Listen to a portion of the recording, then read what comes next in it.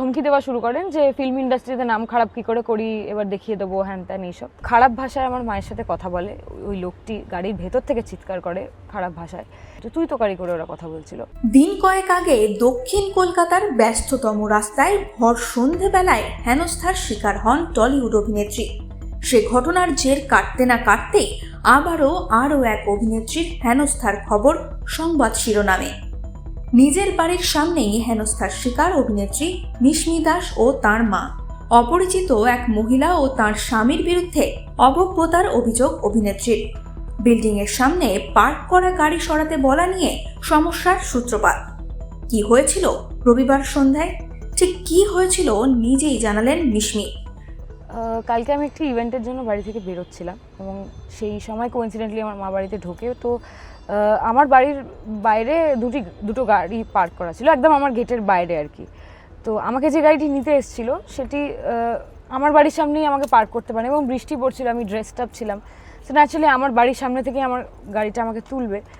তো আমার মা সেই দুটো গাড়িকে সরতে বলে এবং দুটো গাড়ি ছিল, সামনে যারা অ্যাকিউজড তাদের গাড়ি সামনে ছিল, পেছনে আরেকটি গাড়ি ছিল। তো প্রথমে আমার মা আমাদের যে কেয়ারটেকার তার ওয়াইফকে বলে, সে গিয়ে বলে পেছনের গাড়িটি বলে আমরা সরাবো না। সামনে এই যে গাড়িটি ছিল তার মধ্যে একজন হাজব্যান্ড ওয়াইফ একটি বাচ্চা ছিল। ওয়াইফ বাইরে দাঁড়িয়ে চা খাচ্ছিল। তো আমার মা যখন অন্য গাড়িটা বলে সরাবেন না, ওনাদের কিছু বলেছে, তখন ইনি হঠাৎ করে চিৎকার চেঁচামেচি করা শুরু করেন। ইভেন্চুয়ালি ওরা গাড়িটা সরিয়ে দেয়, কিন্তু চিৎকার চেঁচামেচি কন্টিনিউ করে। তো আমার মা যায়, আমার মা ওনার সাথে কথা বলে কিছুক্ষণ। মা ওনাকে এটাও বলে যে আপনাকে কিছু বলা হয়নি বা হোয়াট এভার। তাও উনি প্রচণ্ড জোরে চিৎকার করতে থাকেন। তো তারপর আমার মা বাড়ির ভেতরে ঢুকে আসে। বাড়ির ভেতরে ঢুকে আসার সময় ওই গাড়ির ভেতরে এই মহিলার যে হাজব্যান্ড বসেছিলেন তিনি ভেতর থেকে এই ইডিয়েট বলে আমার মাকে খুব বাজেভাবে চিৎকার করে আর কি। তখন আমার মা আবার বেরিয়ে গিয়ে ওদের জিজ্ঞেস করে কি বললেন। এইটা বলার সময় ওই মহিলা আবার পুরো আমার মায়ের ওপর চড়াও হয় এবং তখন আমার এক আত্মীয় মানে আমার কাকু ছিল, তিনিও বাইরে যান এবং ওখানে ওদের প্রচুর কথোপকথন হয় এবং ওরা খুব খারাপ ভাষায় আমার মায়ের সাথে কথা বলে। ওই লোকটি গাড়ির ভেতর থেকে চিৎকার করে খারাপ ভাষায় এবং আমার মা এই কথাটিও বলে যে আমি তোমাদের মায়ের বসে এইভাবে কীভাবে কথা বলছো, তুই তো গাড়ি করে ওরা কথা বলছিল। এখানেই সমস্যার শেষ নয়। অভিনেত্রীর অভিযোগ, ওই ভদ্রলোক ও ভদ্র মহিলার গাড়ির ছবি তুলতেই হেনস্থার মাত্রা আরও এক ধাপ চড়ে। আমি নেমে যখন যেতে যাই আমি একটি ছবি তুলেছিলাম ওদের গাড়ির নাম্বার প্লেটের।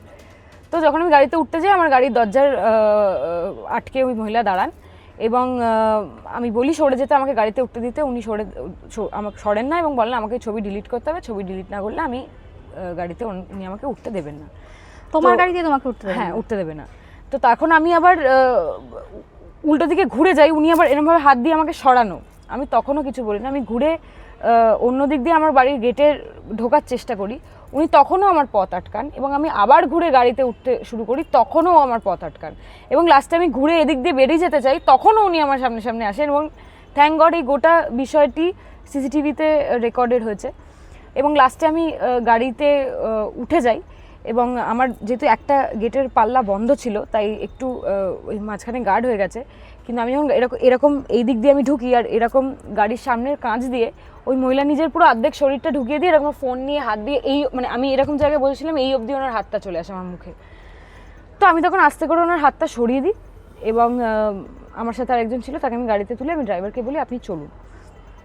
এবার তখনই উনি ধমকি দেওয়া শুরু করেন যে ফিল্ম ইন্ডাস্ট্রিতে নাম খারাপ কী করে করি, এবার দেখিয়ে দেবো হ্যান ত্যান এইসব। তো আমি বেরিয়ে যাওয়ার পরেও আমার মা আমাকে ফোন করে এবং আমি ফোনে ছিলাম কন্টিনিউয়াসলি। ওনারা 10-15 মিনিট 20 মিনিট ওখানে দাঁড়িয়ে তখনও চিৎকার চেঁচামেচি করেন। আমি মাকে বলি যে তুমি ওদেরকে যেতে দিও না, আমি পুলিশ ডাকছি। তো আমার মা সেটা বলে যে যাবেন না, আমি পুলিশ ডাকছি। সেটা নিয়ে ওরা পরে কী সব নানান রকম কথাবার্তা, তুই তোকারি করে কথাবার্তা। তারপর ওখানে একজন ট্রাফিক পুলিশ ছিলেন, তিনিও আসেন, তিনিও বলেন যে ওনাদেরকে যে এখানে পার্কিং করা যায় না। ওনাদের বক্তব্য এটা নাকি রাস্তা, এটা ওনারা নাকি রাস্তায় পার্কিং করেছে, তাতে নাকি আমরা ওদের কিছু বলতে পারি না। কিন্তু সিসিটিভি ফুটেজে ক্লিয়ারলি আছে ওটা আমার বাড়ির সামনে।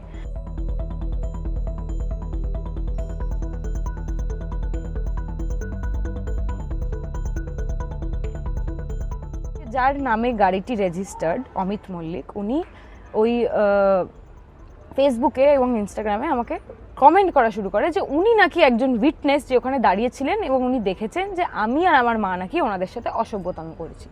ভালো কথা। তো তখন আমি ওনাকে কমেন্টে রিপ্লাই করে লিখলাম যে আপনি তো ওখানে মানে প্রথমেই একটা এত বড় মিথ্যা কথা উনি বললেন, উনি ওখানে বাইস্ট্যান্ডার ছিলেন না, উনি গাড়ির মালিক, ওনার নামেই রেজিস্টার্ড এবং উনি ভেতর থেকে গালিগালোচ করছিলেন আর কি।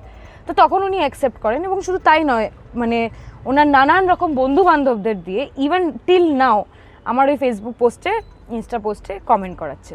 এবার তাতে যদি আমি কাউকে ব্লক করে দিই বা কমেন্ট ডিলিট করে দিই তাহলে সে অন্য সংবাদ মাধ্যমে গিয়ে কমেন্ট করছে এবং আমার অন্যান্য যারা যদি কেউ কমেন্ট করে থাকে তাদের কমেন্টে গিয়েও কমেন্ট করছে। আমি যদি রিপ্লাই না করি তাহলেও অনেকবার করে করে কমেন্ট করছে। তো নরেন্দ্রপুর থানায় কমপ্লেন লজ করেছি এবং আমাদের ওই পার্কিংয়ের সমস্যাটা নিয়েও যে ইন্সপেক্টর ইনচার্জ তার সাথে কথা বলেছি। এই সময় অনলাইন।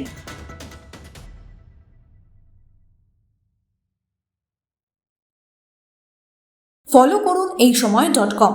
আপডেটেড ভিডিও স্টোরির জন্য সাবস্ক্রাইব করুন আমাদের ইউটিউব চ্যানেল।